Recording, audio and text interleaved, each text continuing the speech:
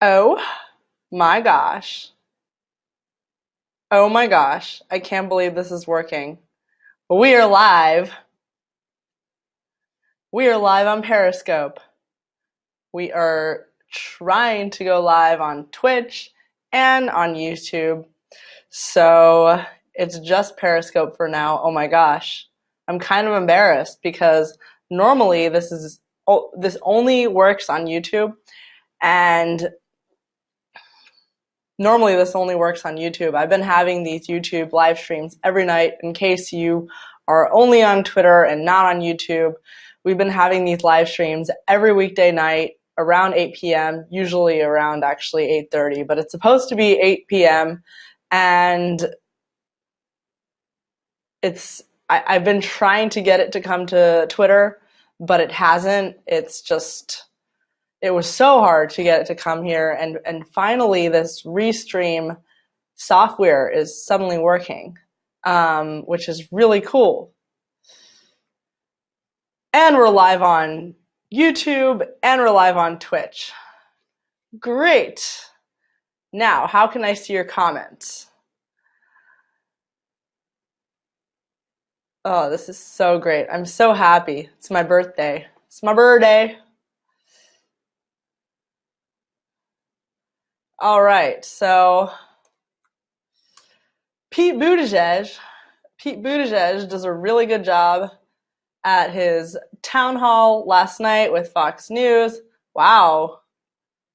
Thanks so much for being on this. Oh man, why are you guys sharing this? You're embarrassing me. Okay. Pete Buttigieg does a really great job at his Fox News town hall. He's really talented. He's not, like he's annoying about a lot of things. For instance, his whole idea of his whole platform of let's,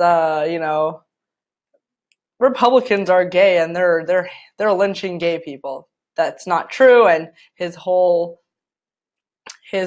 just not wanting to acknowledge in any way that there can possibly be anyone on the right who is not anti-gay. Which, by the way, most of the right are not anti-gay. I mean, actually, I'll rephrase it like this because I can't speak for everyone.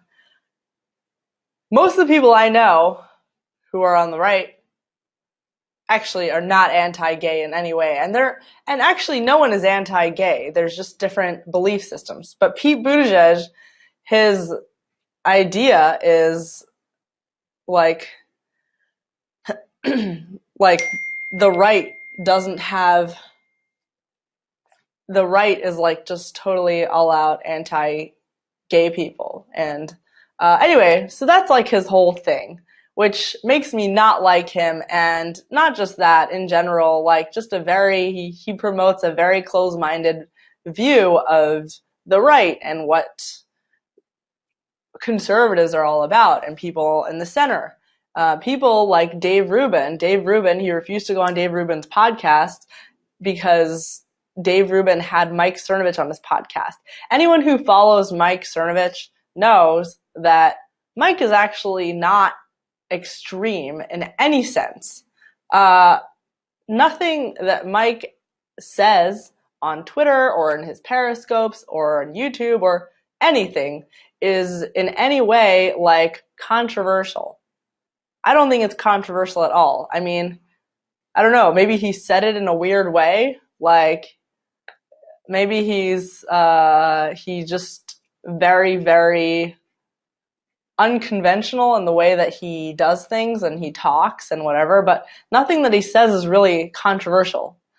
In fact, I think it really just has to do with the fact that he's not affiliated with any major media company. And for these people, being affiliated with a major media company is all that you need in order to be taken seriously, which is kind of sad because it's not like these guys are any more expert or entertaining or interesting than any of these independent guys. Why don't people become independent media people? By the way, we're so far off in a tangent. But anyways, I feel like talking about it. Why do people not want to be independent? Why would people rather work for a media outlet that tells you exactly what to say and what to do and how to believe, and leave you can't leave the just cross the line, color outside of the line.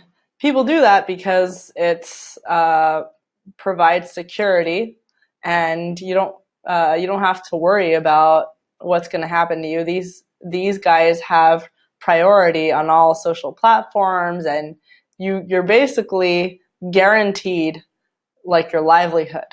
If you are an independent journalist, you're going to be just totally trampled on by corporate media. Anyways, I don't even know why I went on this tangent. Oh yeah, Mike Cernovich. Mike Cernovich went on Dave Rubin's podcast. Pete Buttigieg got mad at Dave Rubin. I'm kidding. He didn't get mad. He was just like, yeah, like I'm not going. His people said he's not going to go on Dave Rubin's podcast.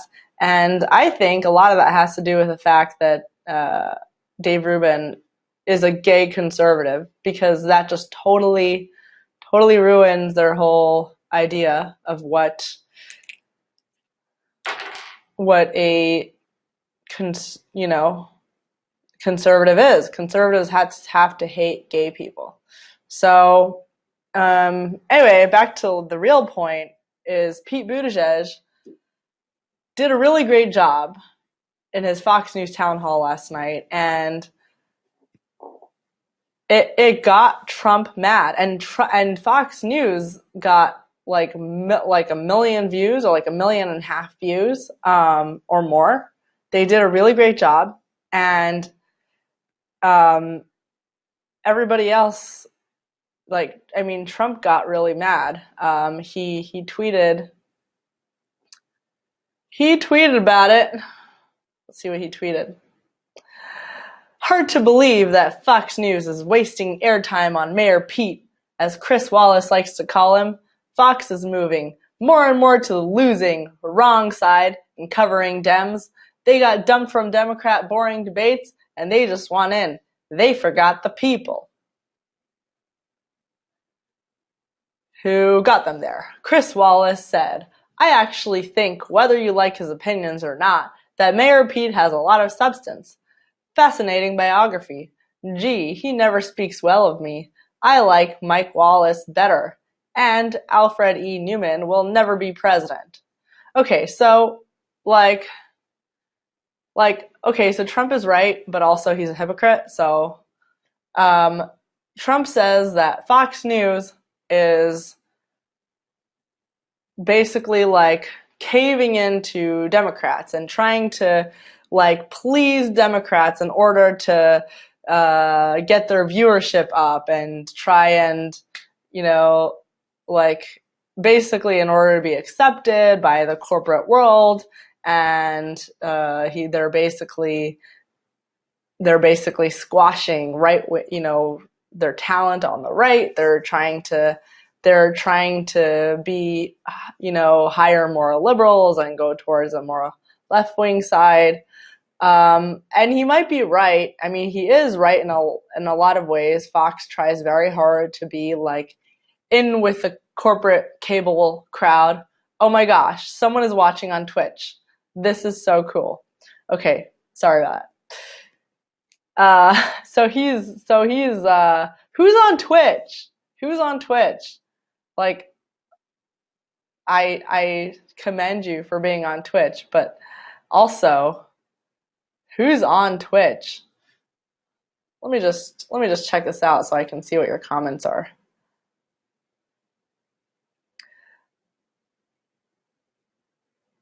Okay.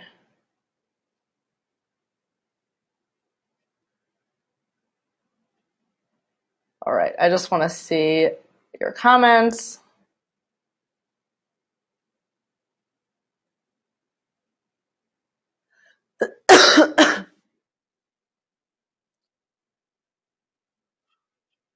Okay. I'm still sick, by the way. I'm still sick from last week when I was in London.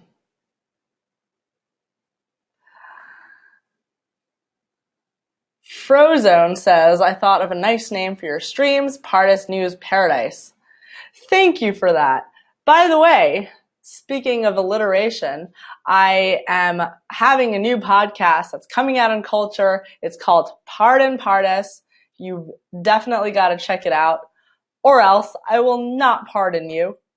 It is right now it's like a weekly podcast. It's, we've done the first 2 episodes, but, it still needs to be launched publicly. But maybe we can do it daily if we can. If you guys have to subscribe to Culture, CULTTTURE, and send them money so that they can hire editors so that I can do daily podcasts with Culture. So anyway, so Fox News trying to serve the liberal crowd.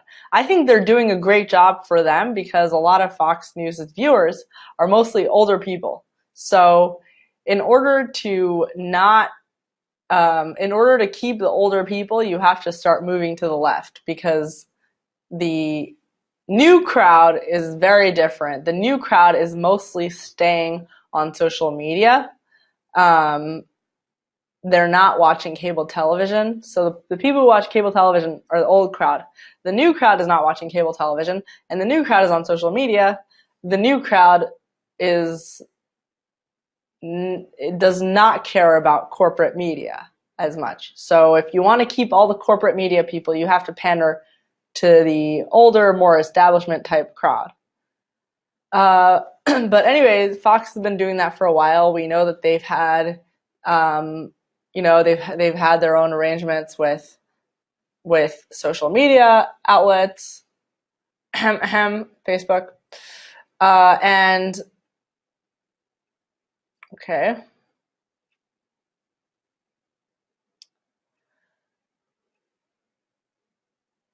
And they're just gonna keep doing their thing. So that's Fox, and Trump is saying that why is Fox not giving attention to the people that brought them there?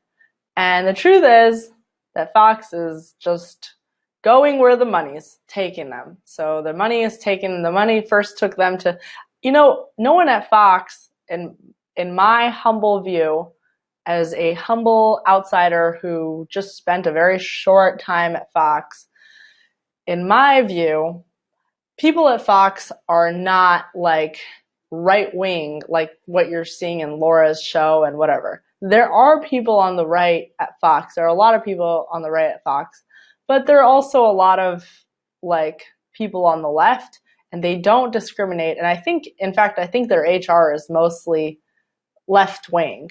Maybe the commentators are more right wing, but the people running the show are not right wing. They're not conservative. They just hire people based on who could do a good job, like HR and whatever. So they're not looking for a right-wing commentator. The right-wing commentators are just like the clowns that they put in front to get the views.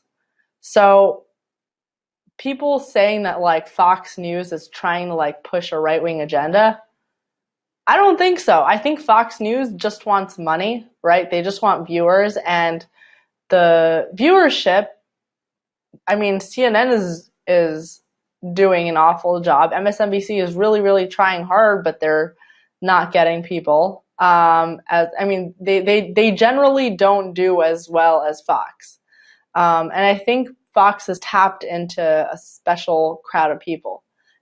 And it really just has to do with money. I don't think that the Fox News leadership gives a shit about Trump. I think that the individual hosts at Fox found a way to build relationships with Trump and get him on their show and get him to tweet out about their show and support their show, because at Fox, unlike MSNBC and CNN, the shows at Fox control their own content individually. They find their own guests individually, and the only thing that they have to do to coordinate with the other shows or the leadership is that they have to just like make sure that their guest isn't in the same time slot or the same night as the other shows. But other than that, the commentators at Fox are independent. Unlike MSNBC and CNN, the commentators at Fox are running their own shows. Literally, they're running their own shows.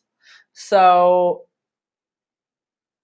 anyway, I really think it just has to do with money and getting viewers up. They're not abandoning anyone because they were never there in the first place about, trying to push the right-wing movement. They never cared about that in the first place. Trump, on the other hand, claimed that he was for certain things that the right was for. He came in and had all these, ideas of how he's going to stand up to the left and stand up to the establishment, and he's going to fight against censorship and all that stuff. Personally, I don't think Trump is. I mean, I think he probably might eventually, but he has done a lot, but I think that a lot of people are being martyred for Trump, and I don't know if that makes him any different.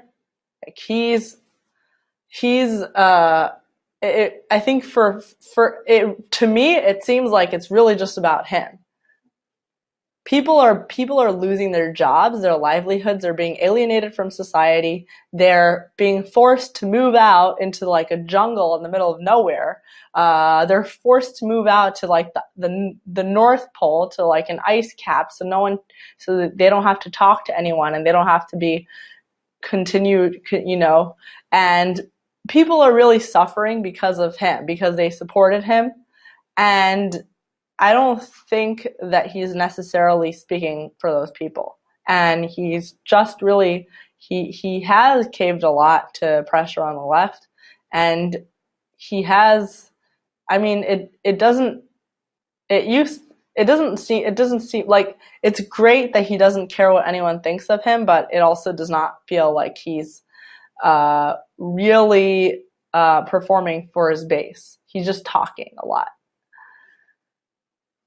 So, I don't know. Change my mind. How come I don't see the comments on Periscope? I don't see any comments on Periscope. Hey, hey, hey.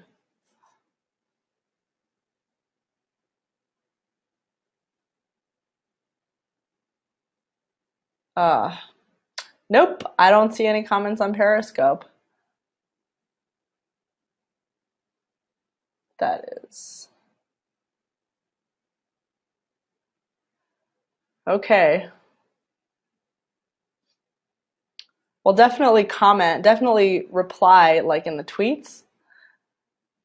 And so then I'll get to watch it later, and maybe actually I will watch it later so I can see your comments. But if you want me to see your comments now, you can also try and head over to YouTube. This is also live on YouTube, so I can see your comments. I can see everybody on YouTube's comments. Greg McAllister says, Mayor Pete knows Fox will be backstabbers first. Yeah, Fox is just part of the corporate media. You can get in trouble at Fox for saying the same things you get in trouble with CNN and MSNBC for. In fact, probably more in trouble because Fox is trying really hard to please the corporate left. So Fox actually tries harder than CNN and MSNBC. CNN and MSNBC don't have anything to prove. They're already accepted as the left-wing thought leaders. So they're not trying to prove anything to anybody about how left-wing they are. What do I think of OAN? Felix says, what do I think of OAN? By the way, hey Felix. Felix was in London when I was there a few days ago. I was walking the street of London. YouTube crowd already heard this before, but I just want to say this for Periscope crowd. I was walking in the streets of London right after the Tommy Robinson trial, where I was covering with a bunch of other reporters, and this guy like is passing by. He's like, "Hey, Pardes," and he just like walks by, and I'm just like, "Oh my gosh!" Oh, and he's like, "Yeah, I'm Felix," and then I see him in the comments. I'm just like, "Oh my gosh, that's Felix. Felix is real. I have certified that Felix is a real person, and he's a cool, real person that was in London." So just wanted to make that point, and I hope to see you guys in person, see everybody else in person too at some point. Okay. So what do I think about OAN? My friend Jack Posobiec is at OAN, and I've actually met I know a few other people at OAN. My friend Neil McCabe is at OAN. I met a new girl. Her name is Chanel. She's starting there as a White House correspondent on weekends. I think OAN is basically set to be the new Fox News. That's what I think of OAN. And they're really growing fast. They're very young. They're just a few years old as a company, and they're growing very fast. So I could see them totally being the new Fox News. All the people that are like disenchanted with Fox are moving to OAN. But I don't think that I think OAN's going to be the new Fox, and they're gonna do great, and they're gonna be very successful.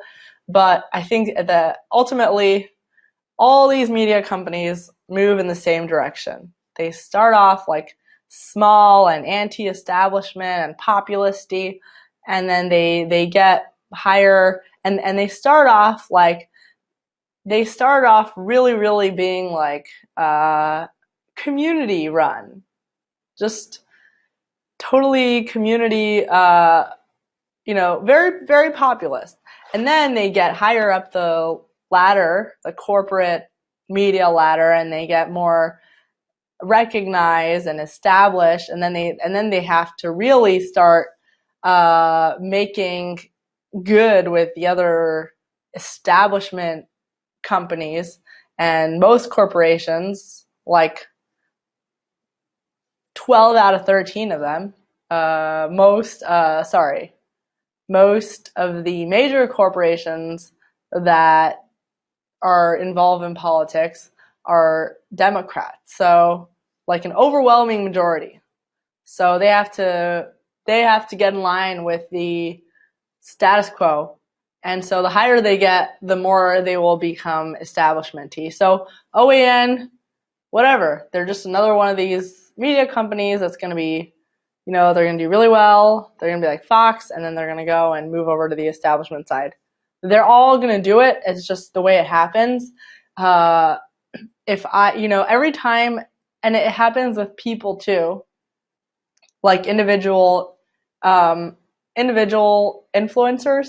Anytime you see someone become really successful, like, oh wow, this person is going to be great. This is my hero. This is my spokesperson. Then they get up and they get really popular, right? And then they go up the ladder, and then they become accepted by all these big companies and media companies. They get endorsed by the president, all this stuff. And then eventually,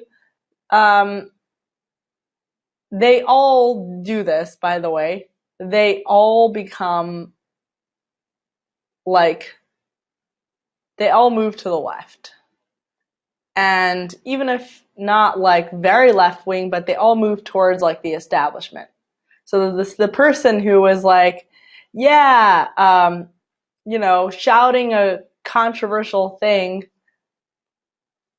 on Periscope years ago and is now like really big is not going to do that now. They're going to be trying to make the corporate media gods happy. So that's why I have a special respect for people who don't, I mean, not that you should. I think if you have an opportunity to go up and become part of the, like, be successful in corporate media, you should definitely take it. But I also think that I have a special respect for people who have who've done well independently, because those people have never had to, those people, even if they think they do, they don't have to bend to what, they don't have to bend. They can just really do whatever they want. They can say whatever they want because their income is independent. It's not dependent on like one employer that's taking money from a PAC and wants them to say certain things and come to work at like specific time every day. By the way, all these media outlets, sorry, all these media outlets are taking money from PACs, from political PACs. Any of them that claims that they're not is totally bluffing. They're either taking money from PACs or they're working together with PACs, every single one of them, and it's not a secret. Like, every single one of them has proof that they've, and if it's not if it's not the company itself, it's the people working for the company. It's just like a very widespread practice. So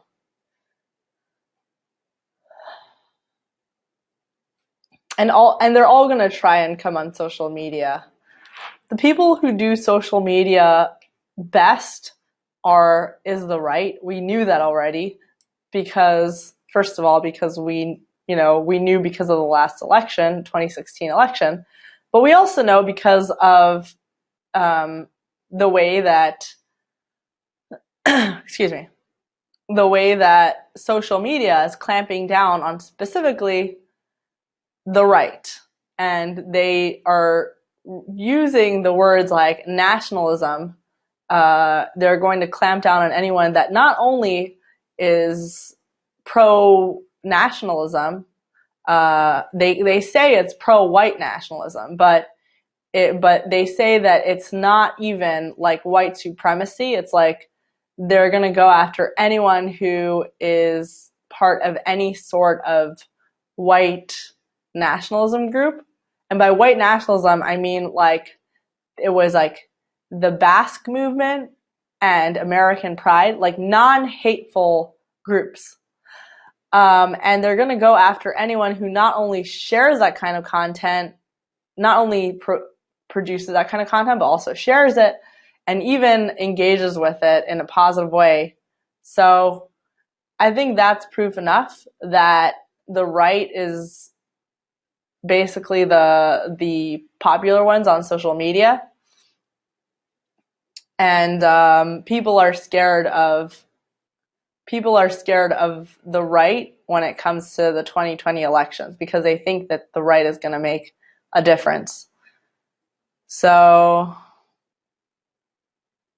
I don't even remember what I was saying, but the right is good at social media, and the right is, and like social media is taking over trad media, and trad media is going to disappear in a few years. Cable TV is totally going to be gone soon. Nobody cares about cable TV.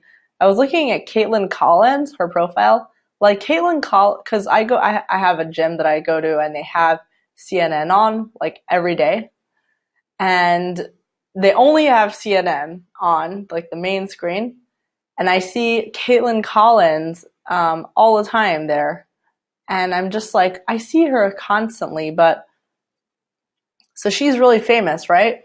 Like her Twitter's got, I mean, not that this is like a measure of how famous you are, but Twitter platforms make a difference.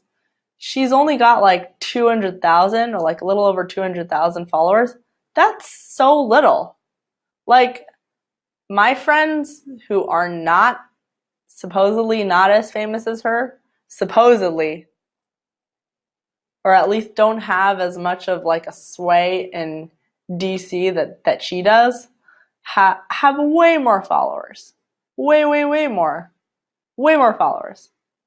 So it's almost like you could be totally powerful with the people. By the people, I mean like ordinary Americans across the country, populist type or whatever, just ordinary Americans. You could have so much power with the people and not have any power with DC, the establishment. Because the establishment, the DC establishment, corporate world, and I keep saying establishment. By that I mean the people who run the media outlets here, the people who are like, make the decisions when it comes to like the big like unions and all this stuff. So these people are very disconnected from the rest of the country. So like you could be totally popular and successful with you could be totally popular and successful here in DC, but not have any sort of platform or like reach in middle America, like in with just like regular people. And not even middle America, just like with regular people that aren't part of this immediate world, part of like the scholarly or immediate, the people who are very well versed in this. And I think that says a lot. I think that says a lot because at the end of the day, DC doesn't matter.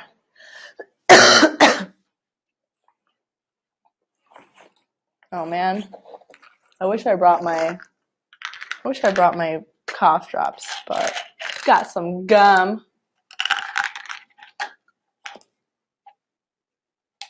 All right.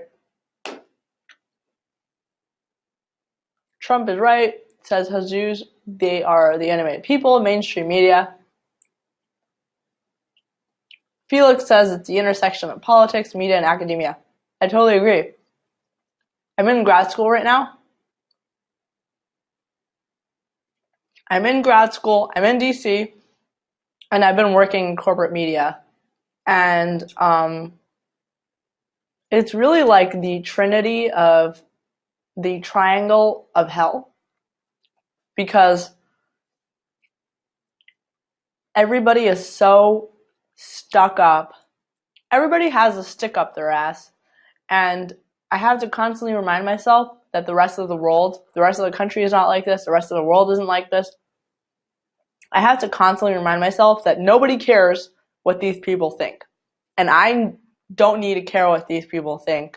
I have to like do my thing and not give a shit. But it's really hard to remember that because it's kind of like a bubble and everyone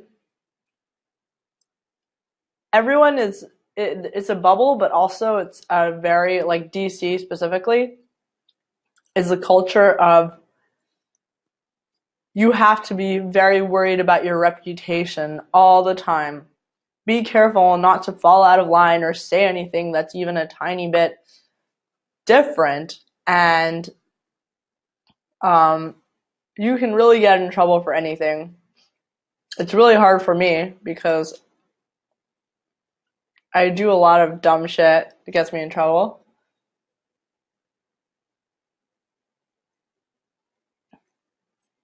Someone's asking, am I Christian? Hey, Mr. Schreiner. No, I'm not Christian. I don't even know what I am. Like I'm Jewish. I grew up very Orthodox. Um, I'm not religious though. So Felix says it's about being scared of not getting invited to dinner parties. Well, so people are like, "Oh, well, why don't you go out in public and just be yourself? And why don't you?" I mean, I try, but Like, why don't you just be yourself and say whatever you want and go out and go to your school and be open about your politics? Go to work and say whatever you want at work. Just hang out with your friends in DC and say whatever you want. Well, I'm lucky because I have really good friends, really cool friends that I can say whatever I want in front of. But it took a while, first of all, to make these friends and to even meet them. And most people aren't this lucky.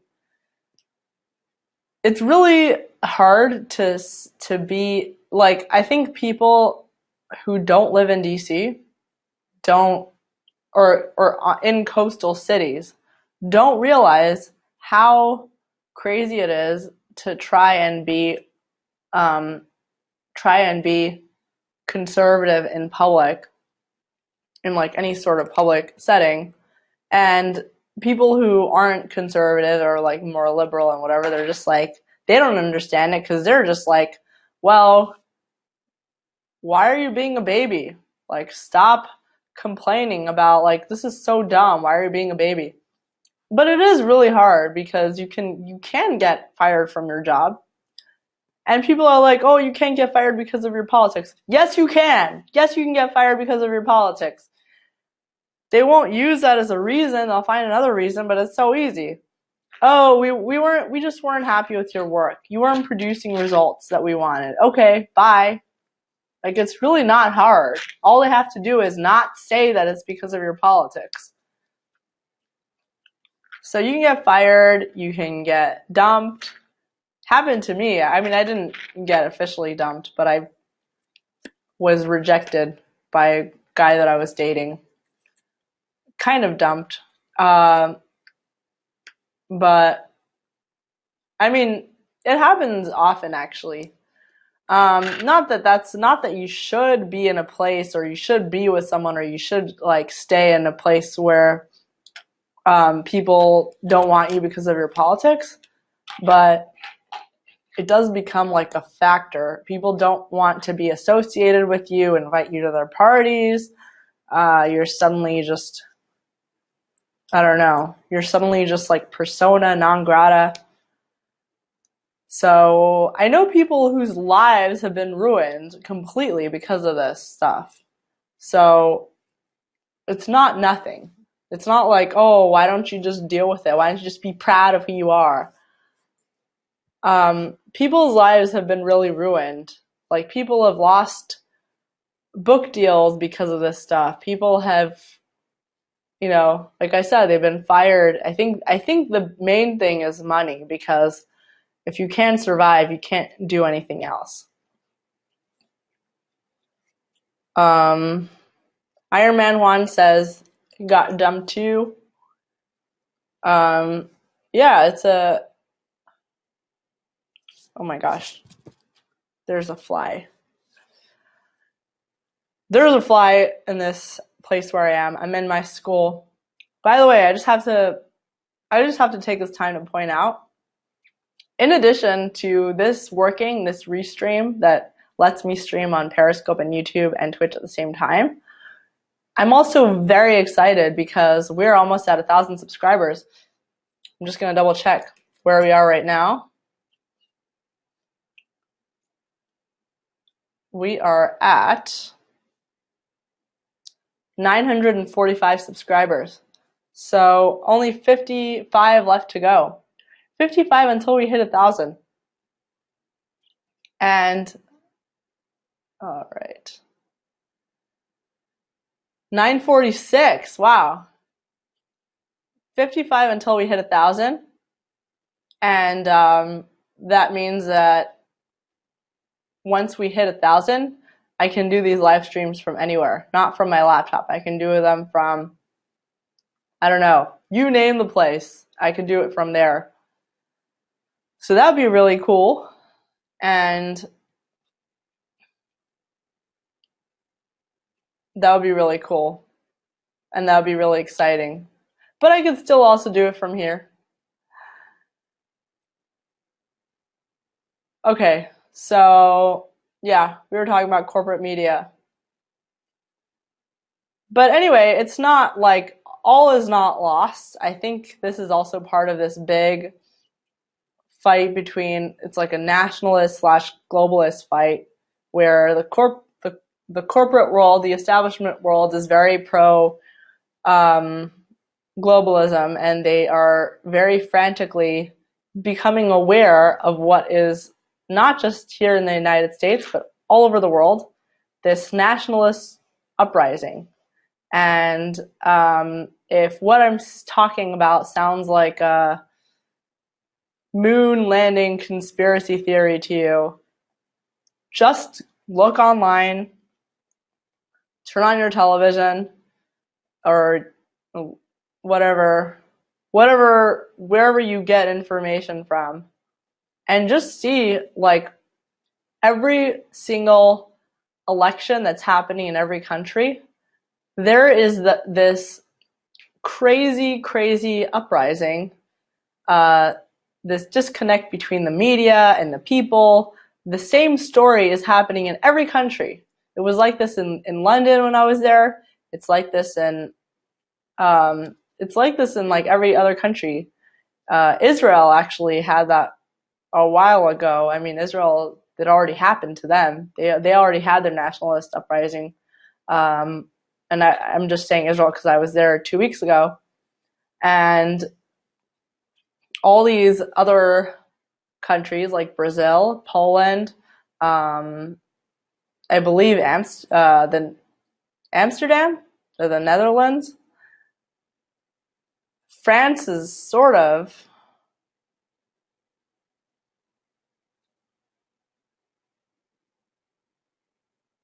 So it's not going to stay like this. The nationalist uprising is already underway, and I think there's this global need to overthrow whatever the establishment ideology is, which seems to be the same in every part of the world right now, in every part of the Western world. I'm not talking about the third world. So Leland Fitz says, was it really an uprising? Israel was never that globalist in the sense of its open borders. You're right. Israel was actually always pretty nationalistic. They've only had, like, with Ariel Sharon, they had sort of a, like, they gave a bunch of land to Palestinians thinking that that's going to somehow resolve a conflict or whatever. So there was just that glitch. But no, Israel's always been pretty nationalistic, and I think that's worked out well for them. I don't think that it's a fad. Jay says, is it a fad? I don't think it's a fad. I think that this is really something that's happening, and it's going to keep moving forward. And people are. I think that eventually, like, it's just going to get really bad before it becomes better. So all these tech companies are going to try and ban as many people as possible. After that happens, when they see that this isn't working, and there are people like Laura Loomer and Gavin McInnes and all these people who are banned that are, they're finding other ways. They're finding other platforms online to reach people. Then other internet domains are going to start shutting them down, and they're basically like the whole internet, like all these different, like Verizon and AT&T and all these different, whatever you call them, like internet connectors, will start shutting them down. So basically, it's just going to keep going to the next level of unpersoning. And then what will happen is, once everybody is shut down from everybody that with the wrong politics is shut down from the internet, then it gets to the point of, well, they're still getting together, they're still having these meetups. So how do we shut down these meetups? Because when you can't be online, you have to do in-person meetups underground. Like Jack Murphy Live says, that's the direction we're going. Everyone's gonna be, everyone who's getting banned from their jobs and then from social media, and then from other internet domains. The next step is going to be secret underground meetings, and everything like word of mouth, employment, and secret underground meetings. That's how people are going to survive. And how are they going to come after that? They're going to have to find a way to come after people, because that's like the last thing. They're going to have to wait. They're going to have to find a way to come after really influential people in the underground secret meetings. So then I don't know, maybe they'll have maybe they'll try to find things, maybe they'll try to like sue you. I don't know. So eventually all this stuff is going to happen and things will go to shit before it gets better. But there will have to be some sort of craziness, sort of like I could see kind of like a civil war happening, like an actual war. And the reason why I say that is because last week when I was in London, I feel like they're having the same situation as us, but maybe they're even more ahead in their level of where they are in terms of their fight between the right and left. With them, they had like major crowds showing up to these things. Their right is more intense than our right. Our right is still like, hiding behind the covers and whatever. I mean, we actually have it pretty good. It's actually not as so bad in America. But their right is like really fierce, and we were at this Tommy Robinson rally in front of the courthouse where he was. And there was we were covering the trial. There was a BBC guy. So these people were chanting like, shame on BBC, shame on, they're basically chanting against BBC. And because BBC is like their state funded media that's like very, very establishmenty, and they try to get us banned from covering the event because they're like, yeah, we're not real journalists because we're not from BBC. Very, very snobby crowd. Very, very snobby crew. BBC crew. Very snobby and very like elitist and politically left wing. But anyway, the crowd is chanting like against BBC, and then they attack a BBC reporter. I was like, what is going on? They literally, like, this camera guy who doesn't have anything to do with anyone, he's just a camera guy, a bunch of people just pounce on him and start attacking him. And they're like, go away, BBC, go away, BBC. And like the cops had to pull him out from the crowd and save him. And it was like, it's kind of sad to watch. Like these people are there protesting that a man was jailed for covering an event as a journalist, and then they just go and physically attack this guy. But it also indicates a real progression among the nationalist uprising. I see it as an uprising because I think it's going to get worse before it gets better.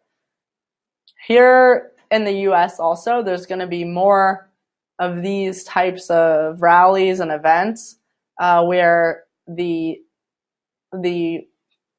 populist right that feels very squashed by the establishment world, whether it's academia or major corporations, not, just totally shutting you out from their platforms, and media and, major institutions in the United States. So all these the populist right that is being totally shut down, left out, is going to start pushing back and mobilizing. There's going to be rallies which can turn into riots. There's going to be a lot of underground meetings, and it's going to get a lot more intense before it gets better. Leland Fitz says, what was the last book you read? The last book that I read was actually a comic book that I'm reading. I was in London, and an Irish friend that I made suggested that I read The Watchmen. But it's not just like one comic. So this is my first comic book that I'm reading. It's not, I don't have it here with me. It's not just like one comic book, as in, you get like a comic book series and you read one and then you read another. It's like a whole book with all the different Watchmen books in this one book. It's like a whole series in one book. So I'm actually really enjoying it. I never even watched a movie. I'm just reading the comic book and I'm really enjoying it. Oh my god, there's a fly in here and it's just massive. Oh, gross. Oh, gross. Okay. I really hate bugs. Joe Anderson says, Pardes, did you finish Think and Grow Rich? Yes, I did. It was really great. I definitely recommend it. I'm reading another money book too, actually. It's called 5-Day Weekend. And it's all about how to convert your active income into passive income. And the goal in life is to be living off of passive income so that you can have time to just do whatever you want. Hang out with your family and your kids, your friends, and engage in your hobbies, whatever you like to do. Felix says, do you manage your own investment portfolio? No, I'm not really investing. I just opened up like a retirement fund and that's it for now.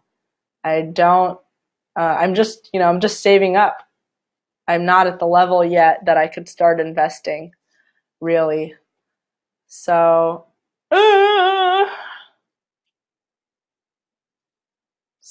there's a flight. It just, oh my god. Okay, I'm gonna kill a fly now.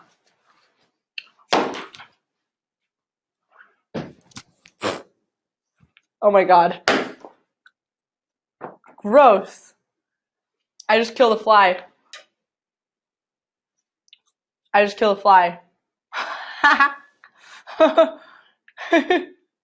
It's a big fly. I told you.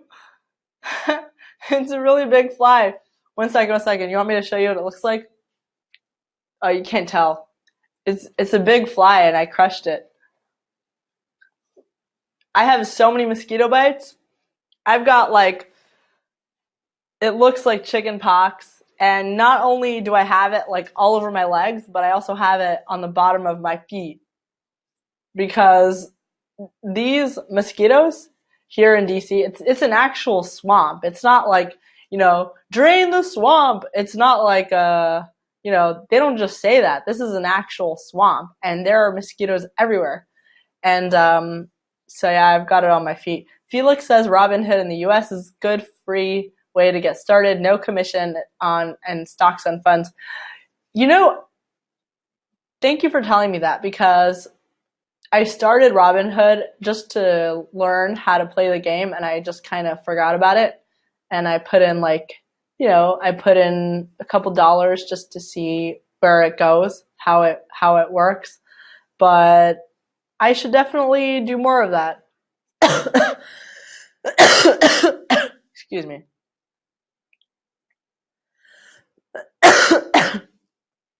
Sorry, guys. Do cheese spy fly? Yeah. So basically, you're seeing the real experience. You're seeing my full fly and chew. Okay. I'm gonna have to go because I'm coughing.